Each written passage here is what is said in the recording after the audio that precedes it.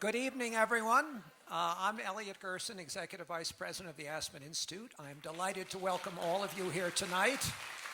And this is going to be really terrific. It's also really very badly sold out. And we have a lot of people outside hoping to get in. So please cooperate if there are empty seats as people start to come in. We want to make sure everyone who can be here has a seat. We also actually have some overflow space in the library for some people.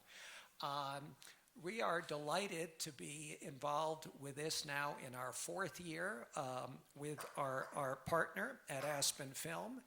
And we look forward to two other films, I think, this season.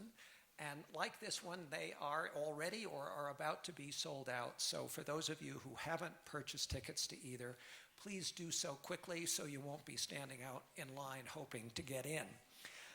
The upcoming films are Inequality for All on Monday, August 5th at 7 o'clock. And we will have Robert Reich, the former U.S. Secretary of Labor, here with us. I will have a conversation with him after the film, and I think it's going to be terrific.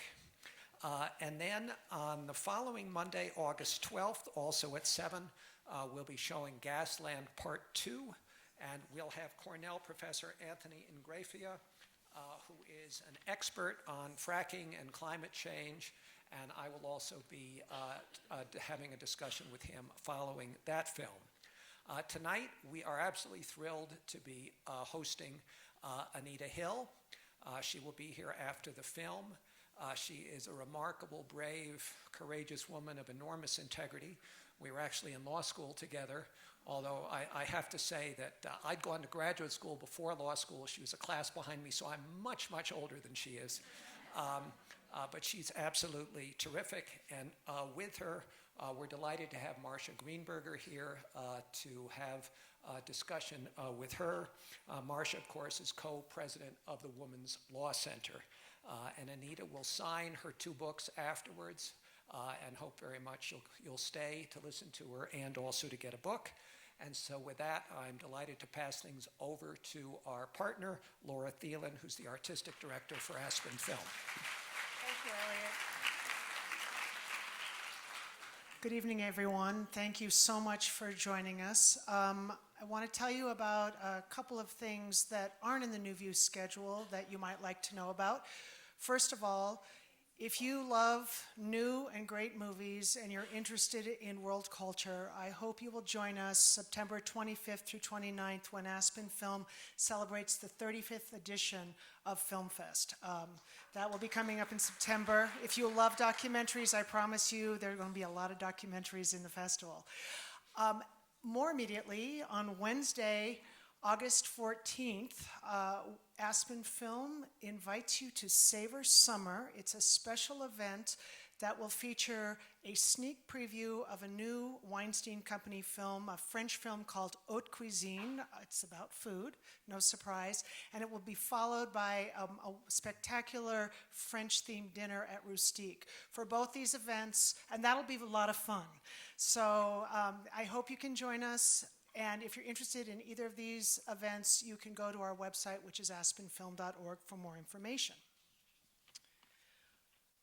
As Elliot was saying, we're so honored this evening to have not only a wonderful film, Anita, Speaking Truth to Power, but also to have the subject of the film with us. You know a lot about Anita Hill, and you're going to know a lot more about her in about 95 minutes. But I wanted to take a moment to tell you a little bit about Marcia Greenberger. She has been described by the New York Times as guiding the battles of the women's rights movement, as founder and co-president of the National Women's Law Center. The center's creation was 40 years ago, and it established Marcia as the first full-time women's right legal advocate in Washington, D.C. A recognized expert on women and law, particularly in the areas of education and employment, health and reproductive rights, and family economic security, Marcia has been a leader in securing the passage of major legislation, counsel in landmark litigation establishing new legal protections for women, the author of numerous published articles, and the recipient of too many honors and awards to mention here.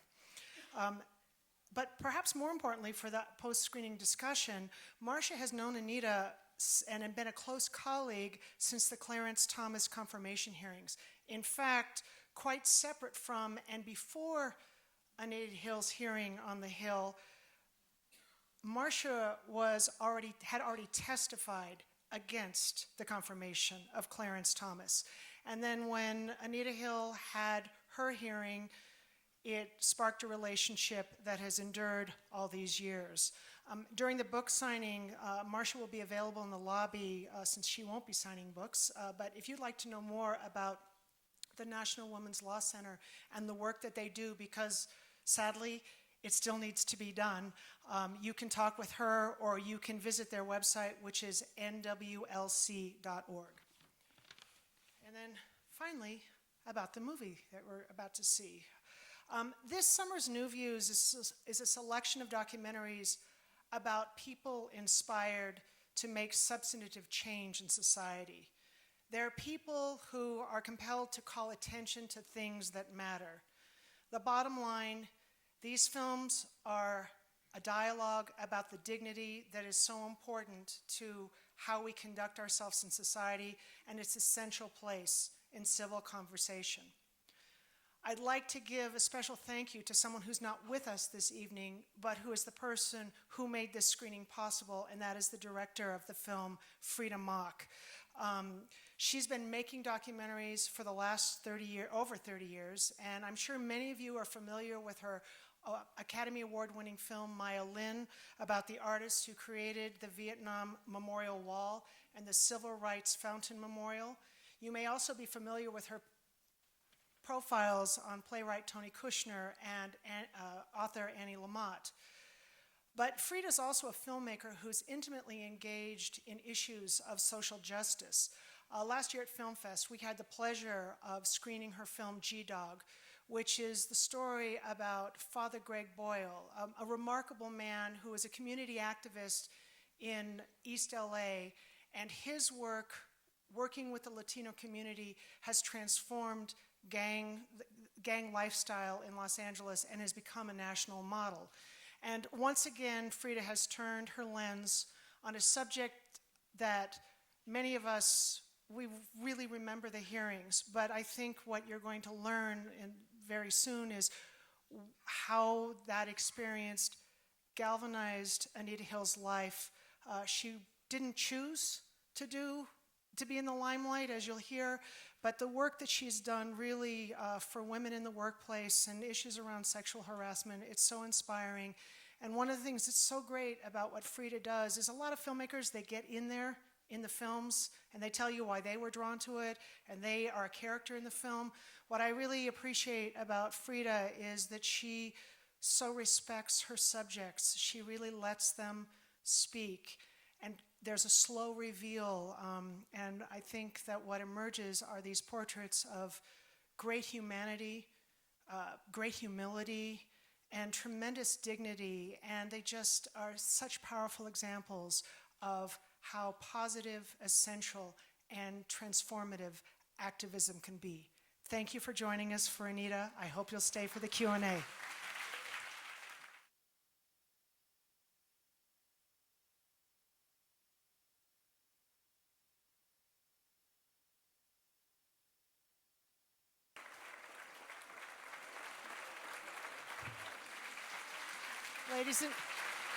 Ladies and gentlemen, please welcome Anita Hill and Marcia Greenberger.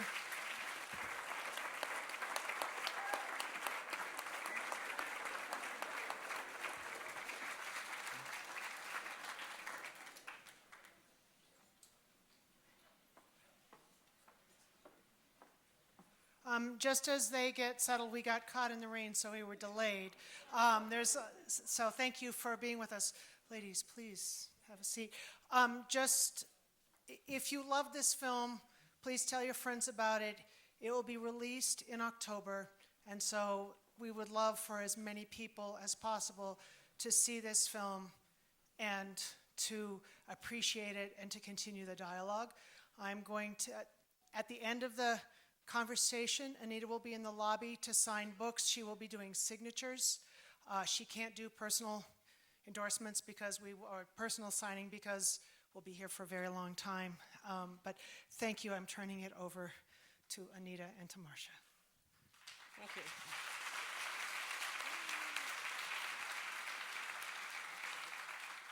Do you have your mic? Oh, it's right there.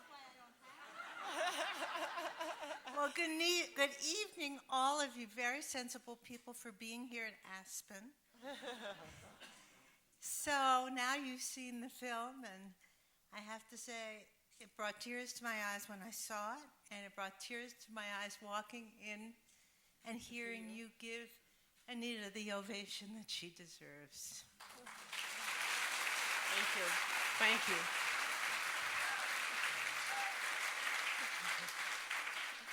So let's get right to hearing what Anita has to say and to your questions and comments as well. So I get to, one of the great pleasures of being here is also to ask Anita a couple questions to get this thing started. And I guess the first question, Anita, is why did you agree to participate in the movie at this point? Well, and of course, that's two questions. Well, Because the question about why I agreed to participate in a movie occurred to me over and over when you have a camera following you around. And you wonder, then you see the video and you say, why did I wear that white sweater? But more seriously, it occurred to me that we were coming up on an anniversary of 20 years since the hearing. And I work in a university. And it doesn't bother me so much that, I see kids every day who didn't experience the hearings. But what does bother me is I think that we have a generation of kids who can tend to be detached from even recent history and not have a full appreciation for what the history meant and how we got there. It also occurred to me that we have a generation of young people who are very visual in their orientation. And so you can read, and there were some wonderful books written, including the Abramson and Meyer book that was referred to in the film. But what resonates with them is what they see.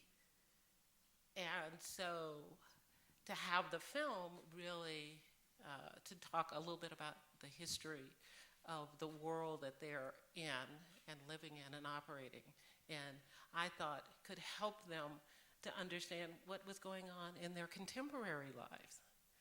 I didn't realize that there would be so much for them to interpret in terms of behavior that is still ongoing.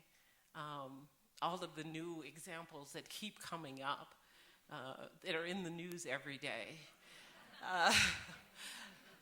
One had hoped that there wouldn't be so many.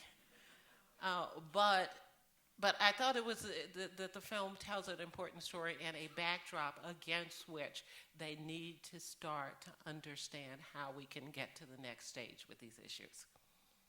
And so that's why I agreed to have a film. There are some other parts to it too, but I'll leave that for later.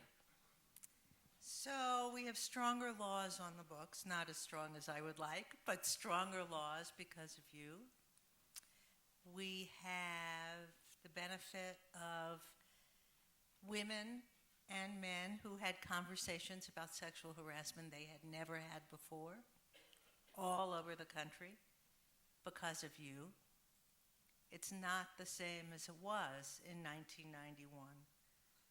But there is, as you alluded to, on the news today, what is happening in the military, what is happening on college campuses, what individual women are facing. And after all, based on what you faced, you left the career that you had originally intended to pursue? How many women just leave a job rather than contend with the hassle and the pain? Well, So where are we now? where are we? Well, I think we're at a different place, and this is how I measure where we are. I measure it from by what I hear from people. Those are people who are my age or older who talk about how their lives or their workplaces have changed. So that's one way to measure it. I measure it also by the public conversation. And there is a public conversation going on around these issues now, where we are moving to that place where I think we are willing to make the tough choices to hold people accountable for misbehavior, sexual misconduct. We don't have quite the right structures in place to get that done. And I think that's where the military situation gives us a perfect example. I was just looking at some of the statistics. Of course, we have seen in the military a rise in the complaints about sexual misbehavior, whether it's sexual harassment or sexual assault. I think a 35% increase in the number of complaints being waged. But even by the military standards, they are, and these are men and women, which is a change, that men are also complaining about the behavior. But there was also a shocking number that said that 82% of the cases go unreported. So, you've got to measure it. I measure it in terms of how I see individual lives being affected in some positive ways. People who say, my life was changed forever and I could do nothing about it. Some people say, my life was I experienced harassment and I did something about it. The workplace is changing. But then when you see those numbers of 82% going unreported, then you realize that, of course, we haven't gone far enough. And I think the other reasons the military is such a good example is that the structure, if there is ever a structured environment, it is the military. So one can really believe that if you put into place the right structures there, where there are penalties for not obeying them or not complying with them, then that could be one example where we could start to see some positive change. We certainly aren't there yet, but I do believe that that could be a model for what could go on in corporate America as well as in our universities and our schools. But we're a long way from there when you read the newspapers and you see some of the resistance among political leaders to put the rules in place. I'm going to ask one last question, and then I hope all of you have loads of questions and comments to make. So what is it about, to stick with the military for a minute, the issue of sexual harassment that has remained such an extraordinary problem to this day? The military prides itself, and I think very appropriately so, on being able to accomplish extraordinary things when it puts its mind to it. Terrific integration, even with some problems, but once there was a judgment that there should be racial integration in the armed forces, they have been pointed to as not perfect, but a model. We work on child care. There was a government study that the child care the military provided was abysmal. After that study, they became a model for private industry on child care provided in the military. They could do a better job. What has prevented the military so far from having decided that this is a problem that they want and will be determined to eradicate? Well, I'm no military expert, and there may be some people out here who are members or former members of the military. But it seems to me that everything in the military that needs to happen revolves around having the strong leadership, the individual who is willing to say, this absolutely has to change. And that's, to me, what the whole military structure is about. It's somebody at the top and people obeying the orders. But it has to be in order. Now, what I think the military needs to begin to rely on is the wealth of research that has come about in the last 20 years about sexual harassment. Who is harassed, who harassers are, what kinds of behaviors are exhibited. And we've got now a new kind of behavior, which is cyber harassment, so we have to deal with that. It's very real, it's very prevalent. But I think that the military has to decide, the leadership must decide that this will happen. And there have to be rules put into place to enforce it. And then finally, there have to be penalties when it doesn't happen. It could be penalties with discharges, you can't draw your pension. You can't be promoted. You can't, this is part of a review, part of the review for everyone who is in a leadership role, that if you don't eliminate the kinds of behavior that we know is happening, then you don't get a promotion. You don't get rewarded when you don't do your job. But somebody has to decide that this is their job. And this is part of what the leadership demands. Now, I don't know what has to happen for that to be the case. I've heard a lot of people, Panetta says it has to end. But I've seen some movement in terms of how different people are approaching the problem. I think I heard on NPR a new commander, a woman who was, I believe, in the Navy, the new Navy personnel in charge of eliminating sexual assault and harassment. And, and quite frankly, some of the things that she said were troubling, because it didn't follow my understanding of why women don't report it. She seemed to think that there wasn't a problem with women being afraid to report. And that's how I read her comments. So I think they've got to start looking at what's going on in the world, what has gone on in the research. There was a wonderful researcher, Louise Fitzgerald, who has been doing this work for years, long before I even came on the scene. There's a woman named Frieda Kuiper-Klein who was involved in this film, who has been doing this work for years. You've been doing it at the center. There's a lot to learn, but somebody has to decide that we're going to go in and make this happen and put some teeth in it. And I will go back to one thing that was in the film that I found really important, not just in the military, but throughout society.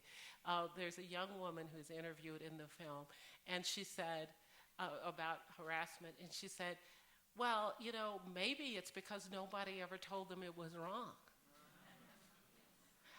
And so we need to start telling people, young men and women, that this behavior is wrong from even elementary school, because it's prevalent even at that age.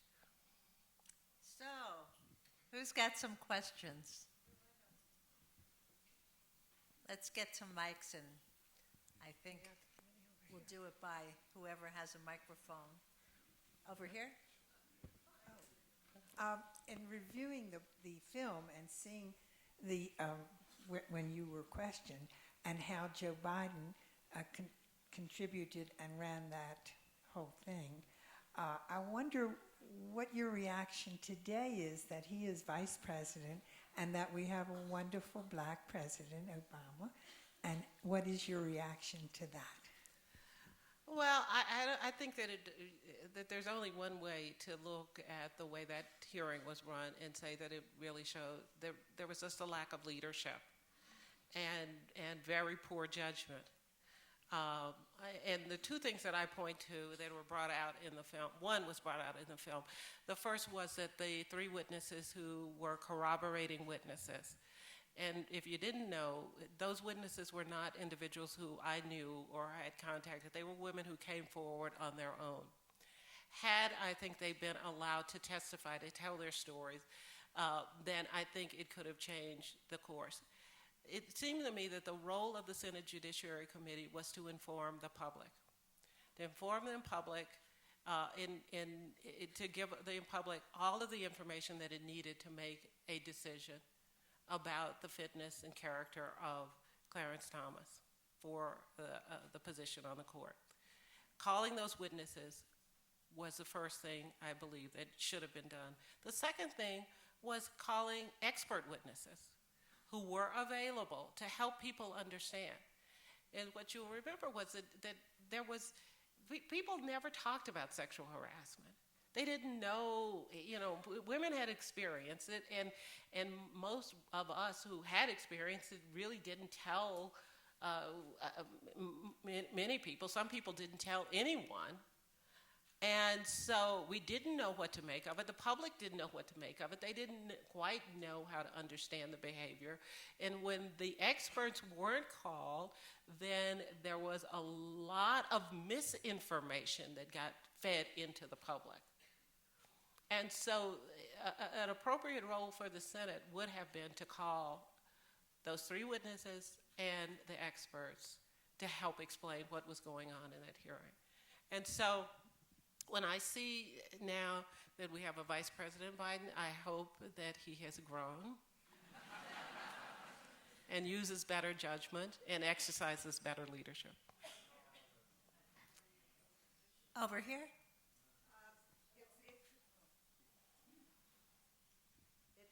Thank you for your courage, and it was a wonderful, wonderful movie. I appreciate it. I find it most interesting that, which shows the discrimination in what happened in that hearing very plainly, is that they insisted that you take a polygraph, but never Clarence Thomas. Well, and when they asked if I would take it, they asked. I sort of think that there was almost one of those threats where you would assuming that I would say no, and I did, and we know what the results were, but most people don't. It's interesting. I talk about public conversation. I also read comments about stories so there's one conversation that's happening out there at this level. And then there are, if you read any kind of news story about harassment, then you read the exchanges that are going on between people, and there still is a lot of misinformation about harassment. And there's just a lot of resistance. And so, so there was a story about the film, and somebody said, well, it's too bad that she didn't take a polygraph test. So then someone writes, well, in fact, she did take a polygraph test, and then they sort of, but the information it's just not out there. And so, I think the more we know, the more not only will we understand that hearing, but I think the more women will be willing to come forward if they feel like they can get a fair shake. It's not as though we're holding back on this completely out of some irrational fear, but we want to be treated fairly. And in fact, when the hearings were over, people said to me, okay, no woman is going to come forward and it's your fault. But that wasn't true.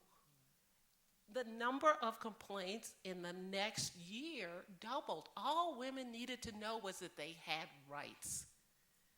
And they were willing to stake put their lives on hold in many cases to come forward with the complaints. And they would take those polygraph tests because they knew what had happened to them. But we need to continue to provide safe environments for people to come forward and hold women and men in these situations to the same standard. Over there? Well, of course, thank you.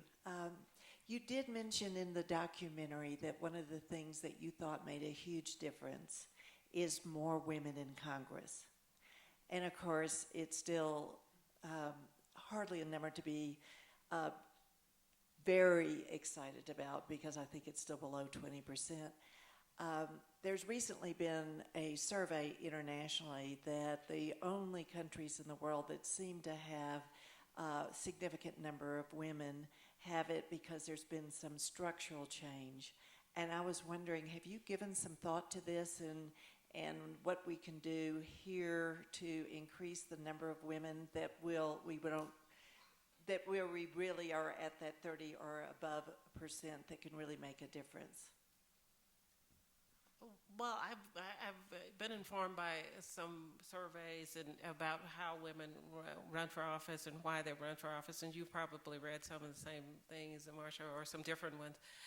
But one of the things that, and you may have heard about it recently, women have to be asked like 9 times to run for office. A man is asked once and they're on it. But women are reluctant to go into politics. And they're reluctant, one, because they've been told the myth that, well, no, women can't raise money. And that has not been the case. That's been disproven. They're reluctant, I think, in some ways because of some of the misogynist tactics and approaches that are used against women. And the kinds of personal attacks, the nature of politics these days that turn into sexism. And so I think what we have to do is and there are some groups that are doing this around the country. There's a group in Minnesota in particular that's been very successful, getting women interested in running for office, getting women counseled on how to run for office, how to raise money, how to run a political campaign. And they have been very successful in Minnesota in filling and expanding the number of women in elected offices.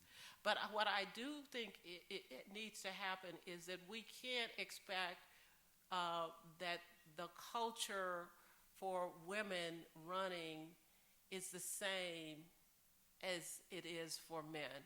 I'm not sure that the structures need to change, but I do think that women need to be coached more. They need to gain confidence in the political process in a different kind of way. They need to be approached differently. They need to have, I guess this is where the structures come in, the different kinds of support structures that support women. But they also, they also need to be able to talk about issues that are related to women. And they need to, and I know we want more women in office, but I also want more women in office who can relate to issues of gender equality. And that's, to me, as important as just increasing the numbers. Do we have, let's see. Oh, Thank right you, there. Professor Right. Hill. One would hope that your presence on the campus would mean that Brandeis University would represent the cynosure of dealing with allegations of this type. Could you describe what the process would be if a person, a student or a faculty member at Brandeis would bring forth such an allegation, how that would be handled? Well, in fact, we are reviewing our processes at Brandeis. And I can tell you that in the past, there was a hearing whenever a complaint was brought. It was really kind of a jury that involved students as well as faculty members who were trained to hear claims of sexual misconduct.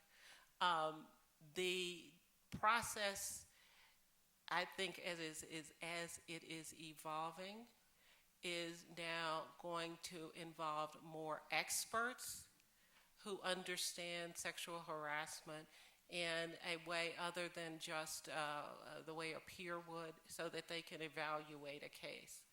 But there are processes that are brought through student services. They're the same rules that govern undergraduates as governing graduates, students. Yeah.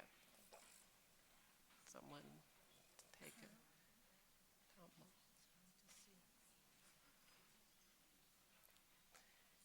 So I think she's okay. So it's not, I don't think that we have now gotten to a perfect process, but I think we all, whether at Brandeis or any other of our colleges, are being now pushed by the Justice Department to make sure that we comply with Title IX, and we're making every effort that we can to make sure that our policies not only are in compliance with the law, but provide the kind of environment that we want for our students to really feel that they are free and equal and able to learn in the environment. And so, you know, the reporting process, the details of that are being worked out, but it is a student service process that goes through a hearing, there is a review, there are recommendations made to the deans and the leadership about what should happen in every case. It's very interesting, just to add quickly, that there has been this spontaneous effort on the part of a number of students across the country in small and large campuses who see two things. One, that the processes on the books aren't always fair, but if they are, they're not always implemented in a fair way. And that can be just throwing the book at somebody when it was a minor infraction, which seems very unfair, but also allowing a major infraction to go unchecked. And that's not doing a service to either the student who was the object of the inappropriate behavior or the person who was perpetrating it. So I think we are actually in a very major re-examination period on college campuses around the country right now, spurred in large measure by students who are demanding that kind of re-examination and driving the Department of Justice or the Department of Education to start looking at complaints and start enforcing the law properly. Is there a question on the front row here? Wait, hang on 1 second. Here comes your mic. The mic is coming, and there's... Thank you for this. I was 31 years old listening to you the day that you were testifying. I was also employed as a civil rights specialist for the Colorado Department of Transportation. And since that time, I have done lots and lots of investigations of sexual harassment claims, and more importantly, or just as importantly, lots of training. And what I find most difficult is that people don't understand that it is a complex subject matter. And we try to define it as meeting some sort of criteria. And what I do, and maybe it would help others, is to think of it as a continuum of behavior. A continuum that starts with something as silly and seemingly ridiculous as blonde jokes, and then moving along that continuum. And that the other spectrum, of course, we get to sexual assault, and of course, murder would be the ultimate. And so I think a lot of it is trying to help people understand, women also, and men. And the other comment, really, that I'd like to make is, I'm 55 years old. This has been my business for many, many years. And I still am one of those women who sit in a meeting and think to myself, am I being harassed? I'm sitting here being harassed. And these folks have hired me to come in and try to help them resolve these issues. It's a difficult, difficult process. And thank you so much for what you're doing. Well, and thank you for what you're doing, because the training is important. But it must be really hard as a trainer to say, okay, I'm going to train people, and so I have to kind of turn off my own personal feelings about what's going on with me so that I can effectively train. So how much of your own personal offense do you respond to and call out in the name of training, so that people might even get it if they see it happening to you?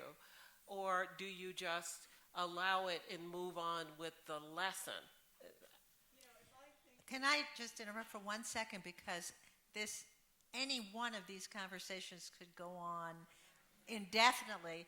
I think we have time for one more question, and then there is the chance, certainly, to see Anita with the books signing and to continue to think about it, and I know she's going to. So let's get that one last question. Anybody? It looks like an anxious question. As a woman, sorry, I'm sorry.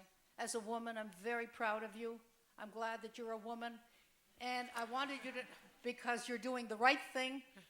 You are in the local paper. I carried it here in case you didn't see it. And I wanted to ask you if you, in fact, are planning to run for the U.S. Senate from Oklahoma. Oh, gosh. And why not? Yeah, well. Many of us would support. Is it Oklahoma? Many of us would support you. And let me tell you, I have an 8-year-old little girl, granddaughter, who's questioning me every day about what little boys do in the bathroom and what is right and what is wrong. And I'm acting as a grandmother, and I'm telling her what's right and what's wrong, even though I don't have to have the know-how of Mrs. Hill, or Miss Hill, but I'm trying to be an advocate of your programs. Well, thank you. And I think one of the things that we can do is to teach women and girls to trust their instincts. If you feel like you're being harassed, then you ought to raise that question. Let me just say one. Can I just, Marcia's? My boss is over there, so okay. she's. Let me just say this, and I think it's important for us to think about this in terms of the context of hearing. Clearly, sexual harassment was the issue that's really kind of resonated and reverberated. But when you talk about things being complicated, sexual harassment, sexism doesn't exist in a vacuum. And that hearing doesn't exist is just a conversation about sexual harassment. And there are certain things that I hope we can remember from the hearing that extends, even as important as the issue of harassment is, beyond those, beyond sexual harassment itself. The first thing is the right of a private citizen to provide information about their life and their experience, and give that in testimony to the government and to be listened to. That was a message in the hearing that I hope we will not lose. Whether the issue is harassment or the Senate Judiciary, we have that right and we have a responsibility. The second thing, really, of course, we've talked to a little bit, was about gender representation and how differently the conversation and the deliberation might have happened had there been a critical mass. Even those 20 women senators that exist today, how that vote might have changed, or at least the conversations that the Senate was having might have changed. The third thing is about racial representation. And we haven't even begun to move the needle in that respect when we look at the Senate. But I'll just make one point about that. The high-tech lynching, comment, that defense that was raised by Clarence Thomas, think about how differently that might have been interpreted had a Charles Ogletree or John Carr been in the Senate, let alone an African American woman in the Senate at that time. Or any number of people of color who need to be there in that governing body making decisions, because they're decisions that affect all of us. And then finally, I would just say, as you think about why the hearings were important and why a film is important 20 years later, think about what we want to hold our public officials accountable for, how we want to hold them responsible. Are we willing to simply say, oh, well, let's not ruin his career over something like this? Or are we willing to say, these things disqualify you, and we won't put up with it because we can do better? And so Perfect end. thank you. Laura. Thank you so much for joining us. And Anita and Marcia will both be in the lobby. Anita will be signing books, and Marcia would be happy to talk to you about the National Women's Law Center. Thank you.